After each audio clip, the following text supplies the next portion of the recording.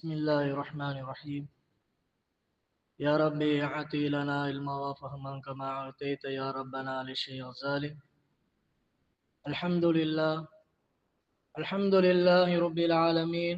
الصلاة والسلام على رسول الله وعلى آله حسب الله وأصحابه جند الله وبعد. எல்லா புகழும் புகழ்ச்சியும் வல்லவன் இறைவனுக்கு சுப்ஹானஹு வ தஆலாவுக்கே உரித்தாவு. அல்ஹம்துலில்லாஹ். சலாத்தனும் கருணையும் சலாமின் ஈடேற்றமும் உத்தம தூதர் சர்மாக்க போதகர் மக்கத்தில் முக்கர்ரமாவிலே உதித்து மதீனத்தில் முனவ்வராவிலே மறைந்த எமக்கெல்லாம் என்றென்றும் எப்பொழுதும் தலைவராக இருக்கக்கூடிய உயிரிலும் மேலான கண்மணியா முஹம்மது முஸ்தபா ரசூலே கரீம் ஸல்லல்லாஹு அலைஹி வஸல்லம் அன்னவர்கள் மீது, அன்னவரின் கிளையார்கள், தோழர்கள், தஆபீங்கள், தப தாபீங்கள், அன்னவர்களை இறுதி நாள் வரைக்கும் பின்பற்றக்கூடிய அல்லாஹு தாலாவின் நல்லடியார்கள் அனைவர்கள் மீதும் சலாத் என்னும் கருணையும் சலாம் என்ற இடேற்றமும் எப்பொழுதும் உரித்தாவு. அல்ஹம்துலில்லாஹ். புன்னகை பூத்து குலுங்கும் இறை இல்லத்திலே இஅ்திகாஃப் நியத்துடன் அமர்ந்திருக்கும் அல்லாஹு தாலாவின் நல்லடியார்களே, அல்லாஹ் அவனுடைய தூதர் ஸல்லல்லாஹு அலைஹி வஸல்லம் அன்னவர்களும் எந்தெந்த விடயங்களை எங்களுடைய வாழ்க்கையில் எடுத்து நடக்க சொன்னார்களோ அந்த விடயங்களை முழுமையாக எங்களுடைய வாழ்க்கையில் எடுத்து நடக்குமாறும், எந்தெந்த விடயங்களை செய்ய வேண்டாம், எந்த விடயங்களை செய்வது மூலமாக கடுமையான தண்டனை இருக்கிறது என்று எச்சரிக்கை செய்துள்ளார்களோ அந்த விடயங்களை ஒருபோதும் எங்களுடைய வாழ்க்கையில் எடுத்து நடக்காமல் இருக்குமாறும் ஆரம்பமாக எனக்கும் அப்பால் உங்களுக்கும் தக்வாவை முன்வைத்து நல்ல உபதேசம் செய்து கொள்கிறேன். அல்லாஹ் தௌஃபீக் செய்வானா. நாமெல்லாம் சிறப்பான கண்ணியமான மாதத்தை அடைந்திருக்கிறோம். அதிலேயும் அல்லாஹ்வுடைய ரஹ்மத்துகள் வாரி வழங்கக்கூடிய பகுதி இறுதி கட்டத்திலே நாங்கள் இருந்து கொண்டிருக்கிறோம். அதற்கடுத்ததாக அல்லாஹ்வுடைய மக்ஃபிரத்தை வாரி வழங்கக்கூடிய பகுதிக்கு நாங்கள் செல்வதற்கு காத்து கொண்டிருக்கிறோம். அதற்கடுத்ததாக பல கோடான கோடி மக்களை நரகத்திலிருந்து விடுதலை செய்யக்கூடிய ஒரு சிறப்பான பகுதியையும் நாங்கள் எதிர்பார்த்து கொண்டிருக்கிறோம். இந்த ரமலானுடைய காலம் இந்த பகுதிகளை சரியான முறையிலே கழித்து அல்லாஹ்வுடைய பொருத்தத்தை பெறக்கூடிய கூட்டத்திலே அனைவர்களையும் அல்லாஹு தாலா கபூல் செய்வானாக. நோயில்லாத வாழ்வை தருவானாக. நிம்மதியான சந்தோஷமான வாழ்வை தந்தார் புரிவானாக. ஆமீன். அருமையானவர்களே, அல்லாஹ் அருமறையாம் திருமறையிலே சொல்கின்ற பொழுது, ஈமான் கொண்ட விசுவாசிகளே, உங்களுக்கு முன்னால் இருந்த சமூகத்துக்கு எப்படி இந்த நோன்பு கடமையாக்கப்பட்டதோ அதே போன்றுதான் உங்கள் மீதும் இந்த நோன்பு கடமையாக்கப்பட்டிருக்கிறது. லஅல்லக்கும் தத்தகூன், நீங்க தக்வாதாரிகளாக அல்லாஹ்வை பயந்து அஞ்சி நடக்கக்கூடிய நல் மக்களாக மாறுவதற்காக வேண்டி என்பதை அல்லாஹ் திருமறையிலே தெளிவான முறையிலே சொல்லி தந்து கொண்டிருக்கிறான். இந்த சமூகத்துக்கு விசேஷமாக அல்லாஹு தாலா ரமலான் மாதத்தை தந்திருக்கிறான். ஏனைய சமூகங்களுக்கு அல்லாஹு தாலா ரமலான் மாதத்தை கொடுத்தது கிடையாது. ஆனால் அத்துணை சமூகங்களுக்கும் நோன்பை அல்லாஹு தாலா கடமையாக்கி இருக்கிறான். அருமையானவர்களே, அல்லாஹ் இந்த ஆயத்தின் மூலம் சொல்லுகின்ற பொழுது எல்லா கூட்டங்களுக்கும் எல்லா சமூகங்களுக்கும் நோன்பை அல்லாஹ் கடமையாக்கி இருக்கிறான் என்பதை நாங்கள் தெளிவான முறையிலே விளங்கிக் கொள்ள முடிகிறது. அதே போன்றுதான் இந்த சமூகத்துக்கும் அல்லாஹு தாலா நோன்பை கடமையாக்கி இருக்கிறான். இந்த நோன்புடன் அல்லாஹு தாலா தக்வாவை இணைத்து சொல்வதற்கு காரணம் என்ன? அருமையானவர்களே, நோன்புடன் அல்லாஹ் தக்வாவை விசேஷமாக தக்வா வருவதற்காக வேண்டி உங்களுக்கும் உங்களுக்கு முன்னால் வாழ்ந்த சமூகத்துக்கு நோன்பை கடமையாக்கி இருக்கிறோம் என்று அல்லாஹ் திருமறையிலே சொல்வதற்கு, தக்வாவை ஏன் நோன்புடன் இணைத்து சொல்வதற்கு காரணம் என்ன என்று பார்த்தால், இமாம்கள் ஏராளமான விளக்கங்களை சொல்வார்கள். நோன்புக்கும் தக்வாவுக்கும் தொடர்புகள் இருக்கிறது. நோன்புக்கும் தக்வாவுக்கும் நிறைய அதிகமான தொடர்புகள் இருப்பதினால் அல்லாஹ் நோன்புடன் தக்வாவை இணைத்து சொல்கிறான். ஒரு நோன்பாளி நோன்பு நோற்றுவிட்டால் அவருடைய வாழ்க்கையில் பல விடயங்கள் மாற்றம் அடைகிறது. ஒரு நோன்பாளி நோன்பு நோற்ற நிலையில் அவருடைய கண்களை நல்ல முறையிலே பயன்படுத்துவார். தவறான பார்வைகளை பார்க்க மாட்டார். நாவை நல்ல முறையிலே பயன்படுத்துவார். தவறான பேச்சுக்களை பேச மாட்டார். ஒவ்வொரு உறுப்புகளையும் அழகான முறையிலே பயன்படுத்துவார். ஏன்? நான் நோன்பாளியாக இருக்கிறேன், என்னுடைய நோன்புகள் கபூல் செய்யப்பட வேண்டும், அல்லாஹ் என்னுடைய நோன்பை ஏற்றுக்கொள்ள வேண்டும், அல்லாஹ் பார்த்து கொண்டிருக்கிறான், என்னுடைய நோன்பு அழகான நோன்பாக மாற வேண்டும் என்பதற்காக வேண்டி ஒவ்வொரு உறுப்புகளையும் பேணி பாதுகாத்துக் கொள்ளக்கூடிய மனிதனாக மாறுகிறான். நல்ல விடயங்களை செய்வான், நேரம் காலங்களை நல்ல முறையிலே கழிப்பான், குர்ஆன் ஓதுவதில், திக்ரு ஸலவாத்து சொல்வதில், இஸ்திக்ஃபார் செய்வதில், இப்படி நல்ல விடயங்களிலே நேரங்களை கழிக்கக்கூடியவனாக மனிதன் மாறுகிறான் ஒரு நோன்பாளி. அதற்கு அடுத்ததாக தவறான பண்புகள், தவறான செயல்கள், தவறான வார்த்தைகள், தவறான எண்ணங்கள், இப்படி தவறான விடயங்களை, பாவமான செயலை விட்டும் தன்னை பாதுகாத்துக் கொள்கிறான். நான் நோன்பாளியாக இருக்கிறேன், என்னுடைய நோன்பு ஏற்றுக்கொள்ளப்பட வேண்டும் என்ற காரணத்துக்காக வேண்டி நல்ல விடயங்களை செய்கிறான். தவறான காரியத்தை விட்டும் தன்னை பாதுகாத்துக் கொள்கிறான். இந்த விடயம் தக்வாவுடைய அடையாளங்கள்.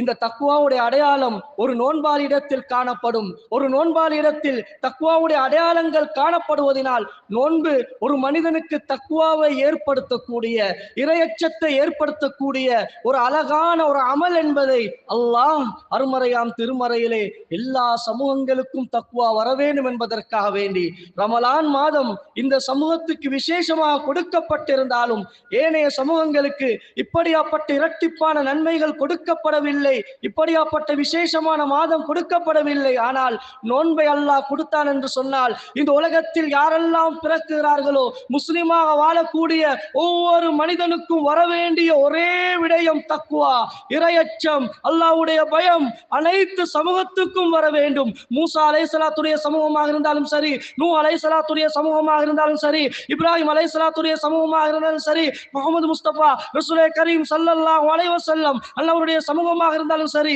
நாளை கியாமத் நாள் வரும் வரைக்கும் முஸ்லிம் என்று யாரெல்லாம் வாழுகிறார்களோ அத்துணை சமூகத்துக்கும் தக்வா என்பது வர வேண்டும் என்பதை அல்லாஹ் இந்த ஆயத்தின் மூலமாக தெளிவுபடுத்துகிறான். அதனால் தான் எல்லா சமூகங்களுக்கும் நோன்பு கடமையாக்கப்பட்டது, உங்களுக்கும் கடமையாக்கப்பட்டிருக்கிறது. ஏன்? தக்வா வர வேண்டும். தக்வா வருவதன் மூலமாக மனிதன் அல்லாஹ்வை நெருங்குகிறான், அல்லாஹ்வுடைய அன்பை பெறுகிறான். அல்லாஹ் மனித சமுதாயம் எப்படி இருக்க வேண்டும் என்று அல்லாஹ்வுடைய நாட்டமோ அந்த நாட்டத்தின் பிரகாரம் மனிதனுடைய வாழ்க்கை மாறுகிறது.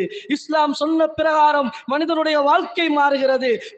மனித புனிதராக மாறுகிறான். அதனால் தான் ஒரு மாதம் முழுவதும் அல்லாஹ் அந்த தக்வா வருவதற்காக வேண்டி இந்த சமூகத்துக்கு நோன்பை கடமையாக்கி ரமலான் மாதத்தை தந்தான் என்று சொன்னால் தக்வா வர வேண்டும். தக்வா வருவதன் மூலமாக ஒரு மனிதனுக்கு வெற்றி இருக்கிறது. அதனால் தான் அல்லாஹ் இந்த ரமலானுடைய காலத்தில் இரட்டிப்பான நன்மையை தருவது காரணம் என்ன? சுவர்க்கத்துடைய வாசல்கள் திறக்கப்பட்டிருக்கிறது, நரகத்துடைய வாசல்கள் அடைக்கப்பட்டிருக்கிறது. எந்த நேரமும் வழிகெடுக்க வேண்டும் நினைக்கூடிய ஷைத்தான் விலங்கிடப்பட்டிருக்கிறான், கட்டி வைக்கப்பட்டிருக்கிறான். இதெல்லாம் ஒரு மனிதனுக்கு தக்வா வர வேண்டும் என்பதற்காக வேண்டி இந்த மாதத்தில் ஒரு இரவு இருக்கிறது. அந்த இரவை ஒரு மனிதன் அடைந்தால் 1000 மாதங்களை விட சிறந்த ஒரு இரவு அமல் செய்த நன்மை அல்லாஹ் வழங்குகிறான். புனிதமான லைலத்துல் கத்ருடைய இரவு, அந்த இரவை தந்தது நோக்கம் காரணம் என்ன? மனிதனுடைய வாழ்க்கையில் இறையச்சம் வர வேண்டும், தக்வா வர வேண்டும், அல்லாஹ்வை பயந்து நடக்க வேண்டும் என்பதற்காக வேண்டி என்று இமாம்கள் ஏராளமாக சொல்லித் தருவார்கள். அருமையானவர்களே, அந்த அடிப்படையில் தக்வா என்று சொன்னால் தெளிவான முறையில் விளங்கி வைக்க வேண்டும். தக்வாவுடைய அடையாளங்களை இமாம்கள் ஏராளமாக சொல்லியிருக்கிறார்கள். விசேஷமாக இமாம்கள் 11 விதமான தக்வாவுடைய அடையாளங்களை முன்வைக்கிறார்கள். எந்த ஒரு மனிதனுடைய வாழ்க்கையில் இந்த 11 அடையாளங்கள் இருக்கிறதோ அவன் உண்மையில் அல்லாஹ்வை பயந்து நடக்கக்கூடியவனாகுவான், தக்வாதாரியாக மாறுகிறான், அல்லாஹ்வை பயந்து அஞ்சி நடக்கக்கூடிய முத்தகிங்களுடைய கூட்டத்திலே சேருகிறான் என்பதை இமாம்கள் சொல்லிவிட்டு அந்த 11 விடயம், அந்த 11 அடையாளங்களை சொல்லி தருகிறார்கள். முதலாவது அஸ்ஸலா, தொழுகை. எவரிடத்தில் தக்வா இருக்கிறதோ, உண்மையிலே தக்வா எவரிடத்தில் இருக்கிறதோ அவரிடத்தில் தொழுகை பேணுதலாக இருக்கும். உரிய நேரத்துக்கு அல்லாஹ்வை பயந்து அஞ்சி நடந்து தொழக்கூடியவர்களாக இருப்பார்கள். ஏராளமான விடயங்கள் இருக்கிறது. நேரத்தை கவனித்து சில விடயங்களை நாங்கள் பார்ப்போம். அருமை சஹாபாக்களுடைய வாழ்க்கையை பிரட்டி பாருங்கள். ஒரு பாடம் எல்லா மதரசாக்களிலும் ஓதி கொடுக்கக்கூடிய பாடம், ஆலிம்களுக்கு உலமாக்களுக்கு தெரியும். ஸலாத்துல் ஹௌஃப் என்ற ஒரு பாடம் இருக்கிறது. அந்த தொழுகை யாராலும் தொழ முடியாது, இந்த காலத்தில் தொழ முடியாது. அன்றைய காலங்களில் யுத்தத்துடைய வேளையில் மார்க்கத்துக்காக வேண்டி அல்லாஹ்வுக்காக வேண்டி யுத்தம் செய்யக்கூடிய நிலையில் சஹாபாக்கள் தொழுத தொழுகை. பெருமானார் ஸல்லல்லாஹு அலைஹி வஸல்லம் அவர்கள் யுத்தத்துக்காக வேண்டி சஹாபாக்களை அழைத்து சென்றால் தொழுகையுடைய நேரம் வறுமையானால் 2 குழுவாக பிரிப்பார்கள். ஒரு குழு தொழக்கூடியவர்களாக இருப்பார்கள், தொழுவார்கள், அந்த நேரத்தில் தொழுகையை நிறைவேற்றுவார்கள். மற்ற குழு யுத்தம் செய்வார்கள். அதற்கு பின்னால் யுத்தம் செய்த குழு தொழுவார்கள், தொழுத குழு யுத்தம் செய்வார்கள். அருமையானவர்களே, எந்த அளவுக்கு தொழுகையுடைய ஆர்வம், ஆசை என்பதை பாருங்கள். யுத்தத்துடைய காலம், சொந்த தேவை கிடையாது, சொந்த பிரச்சனை கிடையாது, அல்லாஹ்வுக்காக, மார்க்கத்துடைய வளர்ச்சிக்காக வேண்டி உயிர்களை கூட அற்பமா மதித்து அருமை சஹாபாக்கள் இறங்கினார்கள். அந்த நேரத்திலும் கூட உரிய நேரத்துக்கு தொழுகையை நிறைவேற்றும் வேண்டும் என்று எண்ணம் வறுமை இருந்தால் அந்த நேரத்தில் கூட தொழுதார்கள் என்று சொன்னால் இதுதான் தக்வாவுடைய அடையாளம். உண்மையான தக்வா உடையவர்களுக்கு தொழுகையில் இன்பம் இருக்கும் என்பதை இமாம்கள் சொல்லி தருவார்கள். இமாமுல் அருஸ் மாப்பிள்ளை ஆலிம் வலியுல்லாஹ் ரலியல்லாஹு தஆலா அவர்கள் அவருடைய வாழ்க்கையை எடுத்து பாருங்கள். அவருடைய சுகீனமான காலம், அவருடைய வாழ்க்கையில் கடைசி நேரம் சுகீனமாக இருக்கிறார்கள். அந்த நேரத்தில் நின்று தொழுவதற்கு முடியவில்லை. என்ன தெரியுமா செய்கிறார்கள்? கூரையில் ஒரு கவுரை போட்டு கெட்டி அந்த கவுரை பிடித்து கொண்டு தொழுகிறார்கள். ஏன்? உட்கார்ந்து தொழுவதை விட நின்று தொழுவது சிறந்தது என்பதற்காக வேண்டி, முடியாவிட்டால் அந்த கவுருடைய உதவியை கொண்டு அதை பிடித்து கொண்டு தொழுததாக வரலாறு சொல்லிக் கொண்டிருக்கிறது. இந்த சிறிய காரணத்துக்காக வேண்டிய புத்துவத்தை தேடக்கூடியவர்கள் எத்தனையோ பேர் இருக்கிறாங்க. நல்லா ஐக்கும் எல்லாம் செய்வாங்க, ஆனா கொஞ்சம் சின்ன ஒரு மாற்றலாம் புத்தகத்திலிருந்து தொழுகிறது. அருமையானவர்களே, அந்த அளவுக்கு இன்பம், பேரின்பம் தொழுகையில் நல்லடியாருடைய வாழ்க்கையில் இருந்தது. அருமை நபிகள் நாயகம் ஸல்லல்லாஹு அலைஹி வஸல்லம் அவருடைய வாழ்க்கையை பாருங்கள். ஸல்லல்லாஹு அலைஹி வஸல்லம் அவர்கள் சொன்னார்கள், இன்னி அத்காக்கும் லில்லாஹி, நிச்சயமாக உங்களில் அல்லாஹ்வை மிகவும் அஞ்சி தக்வாவுடன் நடக்கக்கூடிய அடியார் நானாகவே இருக்கிறேன் என்றார்கள் ஸல்லல்லாஹு அலைஹி வஸல்லம் அவர்கள். பெருமானார் ஸல்லல்லாஹு அலைஹி வஸல்லம் உடைய தக்வாவை போன்று யாருடைய தக்வாவும் கிடையாது.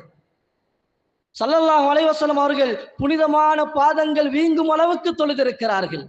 தொழுகையுடைய இன்பம், தொழுகையுடைய இன்பம். சில சஹாபாக்கள் யுத்தத்திலே அவருடைய உடம்பில் இருக்கக்கூடிய அம்புகளை எடுக்குமாறு தொழுகையிலே இருந்து அந்த அம்புகளை எடுத்தார்கள். தொழுகையுடைய இன்பத்தில் அதனுடைய வேதனை கூட விளங்கவில்லை. இதுதான் நல்லடியாருடைய அடையாளம். நல்லடியார்கள் தொழுகையில் இன்பம் காணுவார்கள். எவரிடத்தில் தக்குவா இல்லையோ அவரிடத்தில் தொழுகையில் இன்பம் இருக்காது.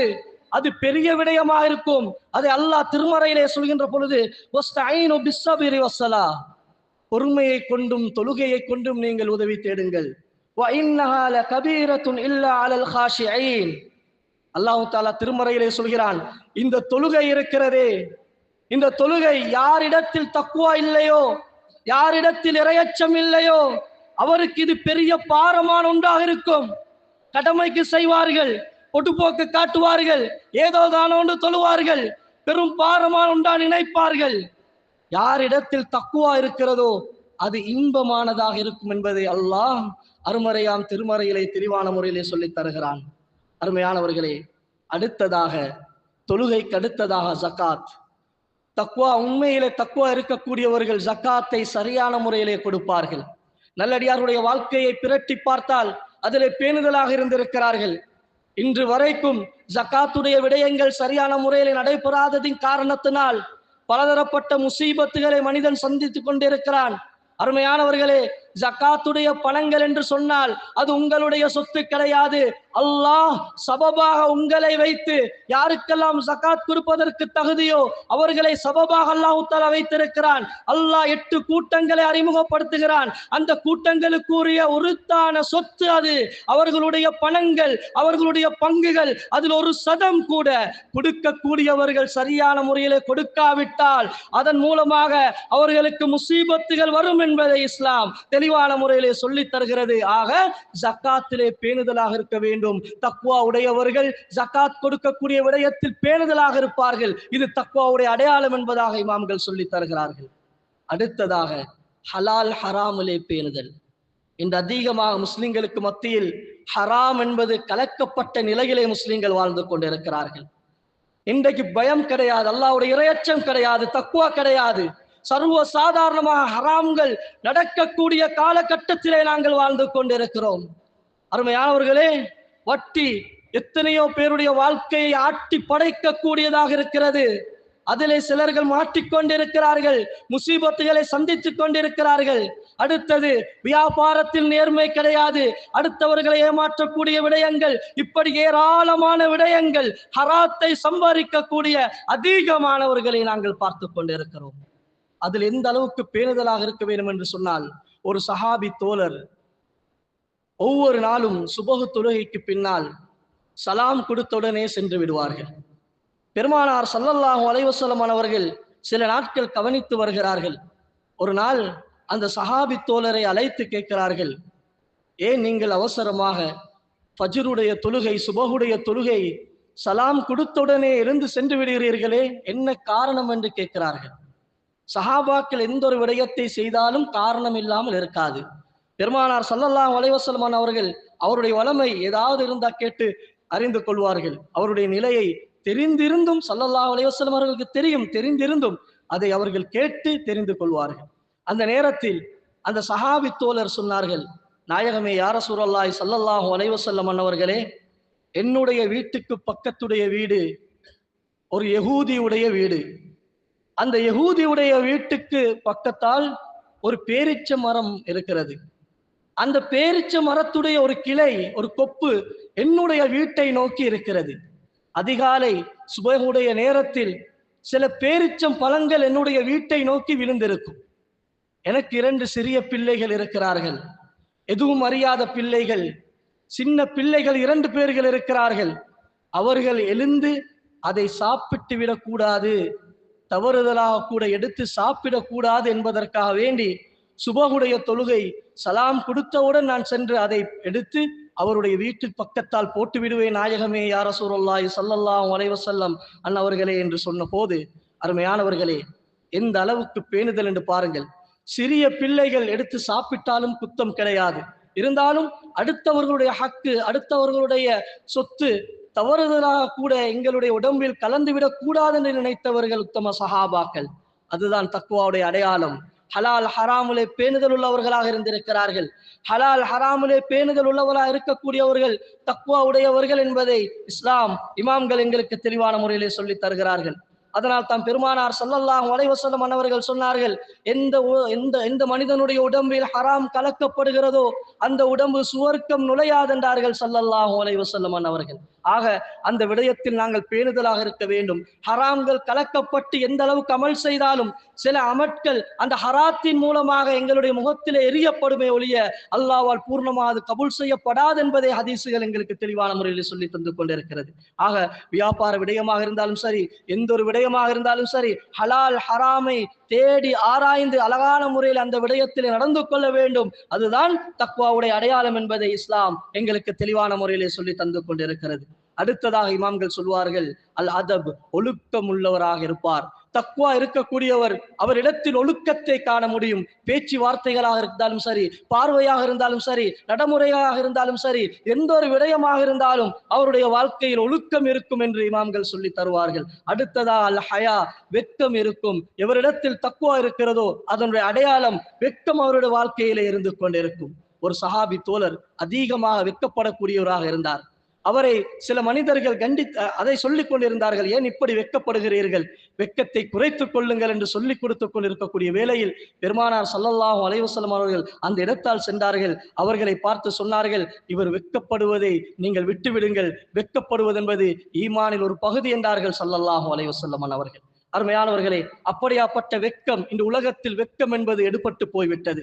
வெட்கம் என்று சொன்னால் ஒரு மனிதனுடைய உச்சந்தலையில் இருந்து உள்ளங்கால் வரைக்கும் அவனுடைய பேச்சுவார்த்தைகள், பார்வைகள், அவனுடைய நடத்தைகள் எல்லாத்திலும் அடங்கியிருக்கிறது. அந்த விடயத்தை பேணி பாதுகாத்தலான முறையிலே நடக்க வேண்டும். அதனால் தான் வெட்கமாக முக்கியம். இன்று வெட்கம் எடுபட்டு போதலின் காரணமாக உலகத்தில் எத்தனையோ விதமான பிரச்சனைகளை சந்தித்துக் கொண்டிருக்கிறோம். அருமையானவர்களே, தக்வாவுடைய அடையாளமாக வெட்கத்தை இமாம்கள் சொல்லி தருவார்கள். அடுத்ததாக அல் அதில், நீதமாக நடப்பது.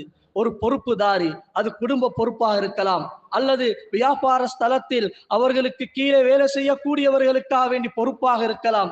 எந்த ஒரு பொறுப்புல இருக்கிறார்களோ, யாரெல்லாம் பொறுப்பாக இருக்கிறார்களோ அவர்களுக்கு கீழால் வேலை செய்யக்கூடியவர்கள், அவர்களுக்கு கீழால் இருக்கக்கூடியவர்களை நீதமான முறையிலே நடாத்துவது இஸ்லாம் சொல்லித்தரக்கூடிய பாடம். ஒரு மனிதனுக்கு 2 மனைவிமார்கள் அல்லது 3 மனைவிமார்கள் 4 மனைவிமார்கள் இருந்தால் அந்த மனைவிமாருடைய விடயத்தில் அவர் நீதமாக நடக்க வேண்டும். ஒரு மனிதனுக்கு 2 பிள்ளைகள் 3 பிள்ளைகள் அல்லது அதற்கு மேற்பட்ட பிள்ளைகள் இருந்தால் அந்த பிள்ளைகளுடைய விடயத்தில் அவர் நீதமாக நடக்க வேண்டும். ஒரு தொழிற்சாலையில் அவருக்கு கீழால் வியாபாரம் செய்யக்கூடிய அவர்களுடைய ஸ்டாஃப்மார்கள், அவர்களுக்காக வேலை செய்து கொண்டு கொடுக்கக்கூடியவர்கள் எத்தனை பேர் இருக்கிறார்களோ அவருடைய விடயத்தில் நீதமாக நடக்க வேண்டும். இப்படி நீதமாக நடப்பது அவர் தக்வாவுடைய அடையாளம். தக்வா உள்ளவர்கள், அல்லாஹ்வை பயந்து அஞ்சி நடக்கக்கூடியவர்கள் நீதமாக நடப்பார்கள், நேர்மையாக நடப்பார்கள் என்பதை இமாம்கள் தெளிவான முறையிலே சொல்லி தந்து கொண்டிருக்கிறார்கள். அருமையானவர்களே, அடுத்ததாக சபுர், பொறுமையாக இருக்க வேண்டும். தக்வா உடையவர்கள் பொறுமையாக இருப்பார்கள். எந்த ஒரு சந்தர்ப்பத்திலும் அவருக்கு சோதனை வரக்கூடிய வேளையில் அவர் அல்லாஹ்வை பொறுத்து கொண்டு பொறுமையான நிலையிலே இருப்பார். அல்லாஹ் மீது நம்பிக்கை வைத்து பொறுமையுடன் இருப்பார். இது தக்வாவுடைய அடையாளம். அதைத்தான் அல்லாஹ் திருமறையிலே சொல்கின்ற பொழுது, வஸ்தாயினு பிஸ்ஸப்ரி வஸ்ஸலா இன்னல்லாஹ மஅஸ் ஸாபிரீன், நீங்கள் தொழுகையை கொண்டு பொறுமையை கொண்டும் தொழுகையை கொண்டும் அல்லாஹ்விடத்தில் உதவி தேடுங்கள், நிச்சயமா அல்லாஹ் பொறுமையாளர்களுடன் இருக்கிறான் என்பதை அல்லாஹ் திருமறையிலே தெளிவான முறையிலே சொல்லித் தருகிறான். ஆக பொறுமை என்பது தக்வாவுடைய அடையாளம் என்பதை இமாம்கள் தெளிவான முறையிலே சொல்லித் தருகிறார்கள். அது அடுத்ததாக அல் வரா, பேணுதல்.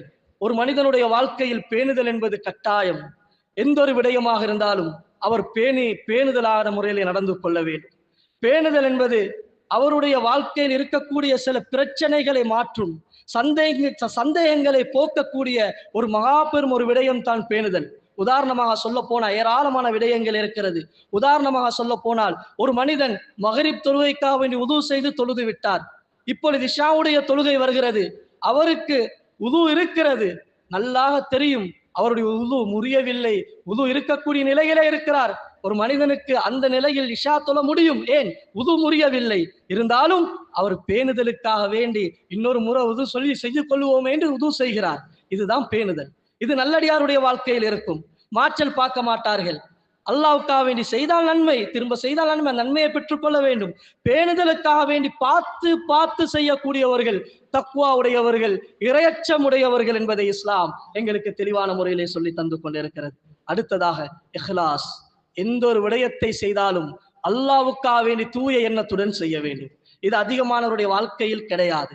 குறிப்பிட்ட நபர்கள் இதை செஞ்சு கொண்டிருக்கிறாங்க. இந்த உலகத்துல எத்தனையோ பேர்கள் அவர்கள் கொடுக்கக்கூடிய தர்மமாக இருக்கலாம், தொழக்கூடிய தொழுகையாக இருக்கலாம், ஓதக்கூடிய குர்ஆனாக இருக்கலாம், செய்யக்கூடிய திக்ராக இருக்கலாம், செய்யக்கூடிய இஸ்திக்பாராக இருக்கலாம், எந்த ஒரு அமலாக இருந்தாலும் ரப்புக்காக வேண்டி அல்லாஹ்வுக்காக வேண்டி தூய எண்ணத்துடன் எந்த மனிதன் செய்யவில்லையோ அவன் நேரத்தை கழித்ததில் எந்த பிரயோஜனமும் கிடையாது, அவன் செய்த அமட்களில் எந்த பிரயோஜனமும் கிடையாது. இதைத்தான் குர்ஆன் ஹதீஸ்கள் எங்களுக்கு சொல்கிறது. இந்த ஊரு பேர் பெருமைக்காக வேண்டி எத்தனையோ பேர்கள் செய்கிறார்கள். அல்லாஹ்வுடைய பயம் என்பது கொஞ்சம் கூட உள்ளத்திலே கிடையாது. அந்த நிலைமைகளை அவங்க அடையாளத்தை கொண்டு பார்க்க முடியும். இன்னும் இமாம்கள் தெளிவாக ஆராய்ந்து சொல்லித்தாராங்க.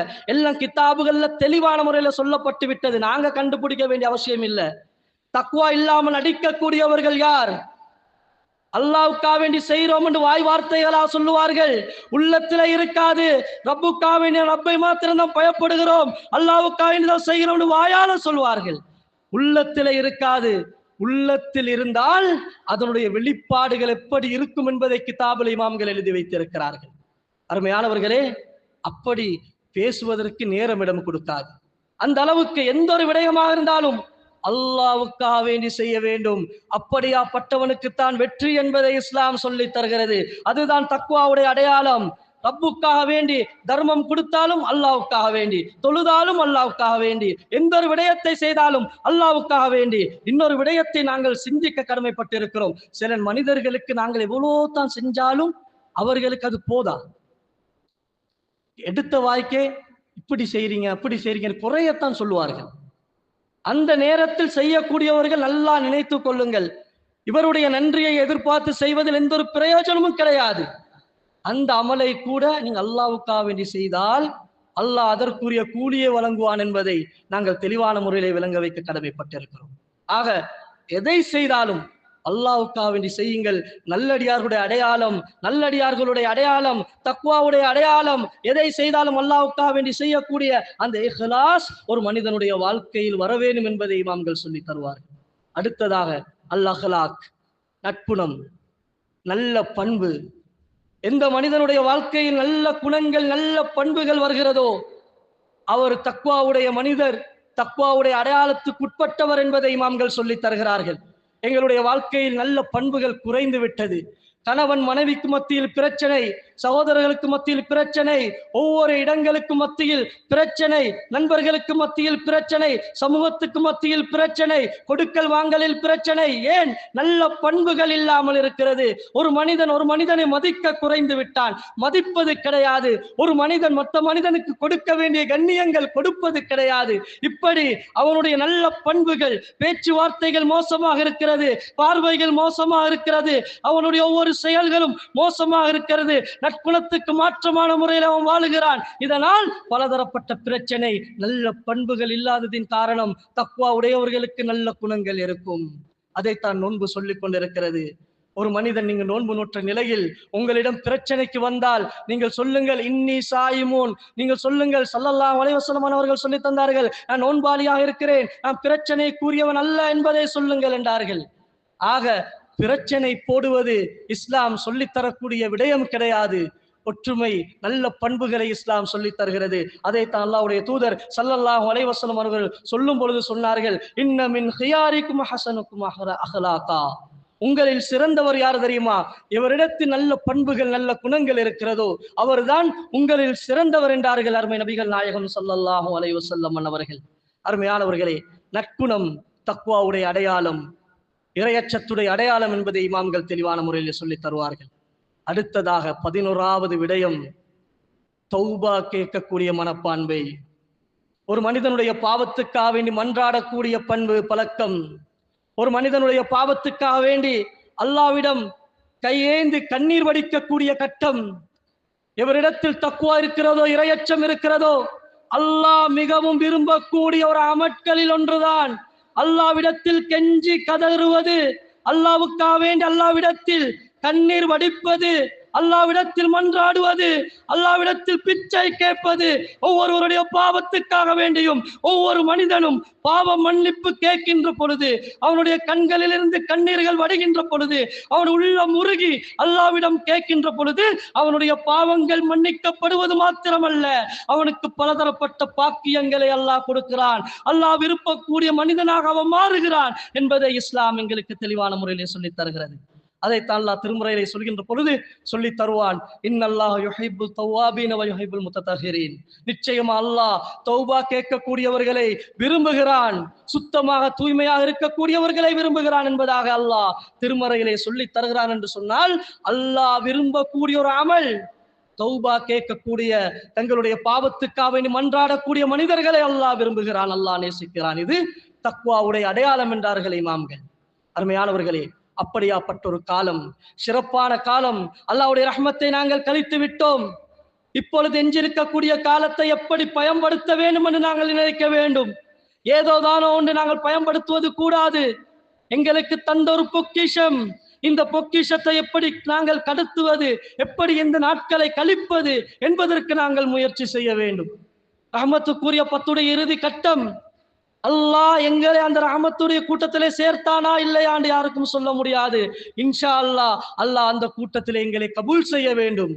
அடுத்ததாக விசேஷமாக பாவ மன்னிப்பை பெற்றுத்தரக்கூடிய காலம் எங்களை முன்னோக்கி கொண்டிருக்கிறது. நாங்கள் எதிர்பார்த்து கொண்டிருக்கிறோம். ஒவ்வொரு நாளும், ஒவ்வொரு தஹஜ்ஜத்திலும், ஒவ்வொரு இஃப்தாருடைய வேளையிலும் உங்களுடைய பாவத்தை நினைத்து கண்ணீர் வடியுங்கள். அந்த பாவத்தை இதுக்கு பின்னால் நான் செய்ய மாட்டேன் என்ற தூய எண்ணத்துடன் நீங்கள் அல்லாஹ்விடம் மன்றாடுங்கள். அப்படி மன்றாடினால் அல்லாஹ் நிச்சயமாக இரக்கமுள்ளவன். அல்லாஹ் குர்ஆனில் எத்தனையோ இடங்களில் கஃபூருர் ரஹீம் என்ற வார்த்தையை பயன்படுத்துவான். சொல்வான், அல்லாஹ் மன்னிக்க கூடியவனாகவும் இரக்கம் காட்டக்கூடியவனாகவும் இருக்கிறான். இந்த இரண்டு வார்த்தைகள் எத்தனையோ ஆயத்துக்களில் வருகிறது. அல்லாஹ் மனிதனுக்கு யாபமூட்டும் முகமாக அதை திரும்ப திரும்ப சொல்கிறான் என்று சொன்னால், அல்லாஹ் அவன் மன்னிப்பதில் மிகவும் உயர்ந்தவன், கிருபை காட்டுவதில் மிகவும் உயர்ந்தவன். அவனை தவிர யாராலும் கிருபை காட்ட முடியாது, மன்னிக்க முடியாது. எங்களுடைய பாவத்துக்காக மன்றாடுவது ஒரு அழகிய பண்பு. நல்லடியார்கள் அதை எங்களுக்கு காட்டித் தந்தார்கள். இமாம்கள் தக்வாவுடைய அடையாளம் என்று சொன்னார்கள். இரையச்சமுடையவன் எப்படியாப்பட்டவர் என்று சொன்னால், சிறிய விடயமாக இருந்தாலும் இது குத்தமாக இருக்குமோ என்று அல்லாஹ்விடத்தில் உடனடியாக தௌபா செய்வார்கள். இதுதான் பண்பு.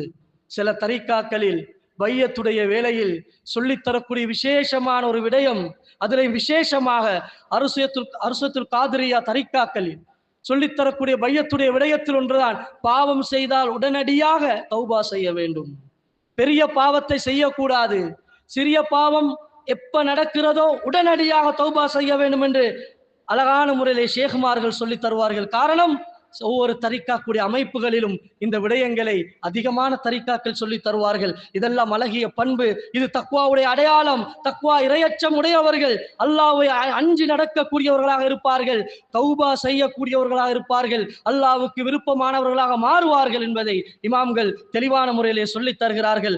ஆகவே எங்களுக்கு தந்த சந்தர்ப்பத்தை நாங்கள் பயன்படுத்த வேண்டும். அருமையானவர்களே, வாழ்க்கை என்பது நிரந்தரம் கிடையாது. ஒரு மனிதனுடைய வாழ்க்கை ஒரு குறிப்பிட்ட வாழ்க்கை. இந்த சமூகத்துக்கு அல்லாஹ் தஆலா இரட்டிப்பான நன்மையை தந்திருக்கிறான். ஏனைய சமூகங்கள் பல்லாயிரக்கணக்கான வருடங்கள் வாழ்ந்தார்கள், இருந்தாலும் சிறப்பான காலத்தை தந்து இந்த உம்மத்தை அல்லாஹ் தஆலா கண்ணியப்படுத்துகிறான். குறிப்பிட்ட வாழ்க்கை சரியான முறையில் பயன்படுத்த வேண்டும். எங்களுக்கு தந்த சந்தர்ப்பம் தான் ரமலான், அதை நாங்கள் சரியான முறையில் பயன்படுத்த வேண்டும். அருமையானவர்களே, எத்தனை ரமலானை சந்திக்கிறோம் என்பது விசேஷம் கிடையாது. அந்த ரமலானை எப்படி நாங்கள் கழித்தோம், அல்லாஹ்வுடைய நெருக்கத்தை பெற்றோமா, அல்லாஹ்வுடைய அன்பை பெற்றோமா என்பதுதான் விசேஷமான விடயமாக இருந்து கொண்டிருக்கிறது. இந்த அதிகமாக கவலைக்குரிய விடயம் என்ன என்று சொன்னால், வாலிபர்களை விட, சிறியவர்களை விட வயதில் முதிர்ந்தவர்கள் எப்படி தொழ வேண்டும் என்று கூட தெரியாது, எப்படி நடக்க வேண்டும் என்று கூட தெரியாது, எப்படி பாதையில் உமிழ வேண்டும், துப்ப வேண்டும் என்று கூட தெரியாது, எப்படி நடந்து கொள்ள வேண்டும் என்று கூட தெரியாத எத்தனையோ பேர்கள் இருக்கிறார்கள். இன்று வயசாளிகள் கூட எங்களுடைய பள்ளி வாசலில் கூட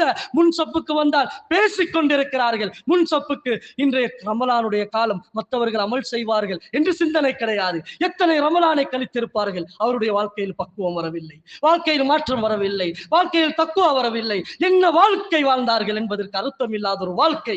அருமையானவர்களே, வாழ்க்கை வாழ்கிறோம் அல்ல, முதியவர்கள், கண்ணியப்படுத்தக்கூடியவர்கள், கண்ணியத்துக்குரியவர்கள், மதிப்புக்குரியவர்கள், அவருடைய நடத்தையை வைத்து அல்லாஹ் தஆலா அதை வைத்திருக்கிறார். ஏன்? பல விடயம், பல ரமலானை சந்தித்திருப்பார், பல நல்ல காரியங்களை செய்திருப்பார் என்று இஸ்லாம் சொல்லி தருகிறது. அதனால் நீங்கள் முதியவர்களை கண்ணியம் கொடுங்கள் என்று இஸ்லாம் சொல்லி தருகிறது. அப்படியாப்பட்ட முதியவர்கள், முன்மாதிரியாக இருக்கக்கூடிய முதியவர்கள் எப்படி இஸ்லாமிய பண்புகள், அன்றாட கட்டாயமாக தெரிந்திருக்க வேண்டிய விடயங்கள் கூட தெரியாத ஒரு நிலையிலே இருந்து கொண்டிருக்கிறார்கள் என்று சொன்னால், எத்தனை ரமலானை கழித்திருப்பார்கள், அவருடைய வாழ்க்கையில் மாற்றம் வரவில்லை என்று சொன்னால் எந்த ஒரு பிரயோஜனமும் கிடையாது. அருமையானவர்களே, மௌத் என்பது அனைவருக்கும் உண்டு. எங்களுக்கு இந்த ரமலான், சென்ற ரமலானில் இருந்தவர்கள் இந்த ரமலானில் சிலர்கள் இல்லாமல் இருக்கிறார்கள். இந்த ரமலானில் இருக்கக்கூடியவர்கள் வார ரமலானில் இருப்பார்களா இல்லையாண்டு யாராலும் சொல்ல முடியாது. அப்படியாப்பட்ட ஒரு நிலை. ஒரு மனிதன் கண்ணை மூடுகிறான், கண்ணை திறந்து பார்த்தால் கபூரிலே இருக்கிறான். என்ன நிலைமை அருமையானவர்களே! ஒரு மனிதன் கண்ணை மூடுகிறான், உறக்கத்துக்காக வேண்டி கண்ணை மூடின மனிதன் கண்ணை திறந்து பார்க்கின்ற பொழுது இருளாக இருக்கிறது, மண்ணாக இருக்கிறது, இடைஞ்சலாக இருக்கிறது. கபூரிலே கண்ணை திறக்கிறான் என்று சொன்னால் யாராலும் சொல்ல முடியாது. நாங்கள் கேள்விப்பட்டிருக்கிறோம், தூங்கினவர் எழும்பவில்லை, தூங்கினவர் எழுந்திருக்கவில்லை, நாங்கள் கேள்விப்பட்டிருக்கிறோம். இப்படியாப்பட்ட நிலையில் கூட மரணம் வரலாம், வஃபாத்து வரலாம். அருமையானவர்களே, எங்களுக்கு கிடைத்த நாள், கிடைத்த செகண்ட், கிடைத்த நிமிடம் தான் பிரயோஜனமானது. அதை சரியான முறையிலே கழிக்க வேண்டும். அதை தான் இஸ்லாம் சொல்லித் தருகிறது. அதுதான் தக்குவா. தக்குவா உடையவர்கள் ஒவ்வொரு செகண்டையும் சரியான முறையில கழிப்பார்கள் என்பதை இமாம்கள் சொல்லித் தருவார்கள். ஆகவே கண்ணியமான மாதம், சிறப்பான மாதம் எங்களை வந்து அடைந்திருக்கிறது. இந்த மாதத்தை வீணடித்து விடாமல் சரியான முறையிலே கழித்து, நல்ல முறையிலே இந்த மாதத்தை கழித்து அல்லாஹ்வுடைய ரஹ்மத்தையும் பரக்கத்தையும் மக்ஃபிரத்தையும் நரக விடுதலையும் பெற்றுக்கொள்ளக்கூடிய கூட்டத்திலே அல்லாஹ் தஆலா அனைவரையும் சேர்த்தருள் புரிவானாக. யா அல்லாஹ் எங்களுடைய பாவத்தை மன்னிப்பாயாக. யா அல்லாஹ் எங்களுடைய பெற்றோர்களுடைய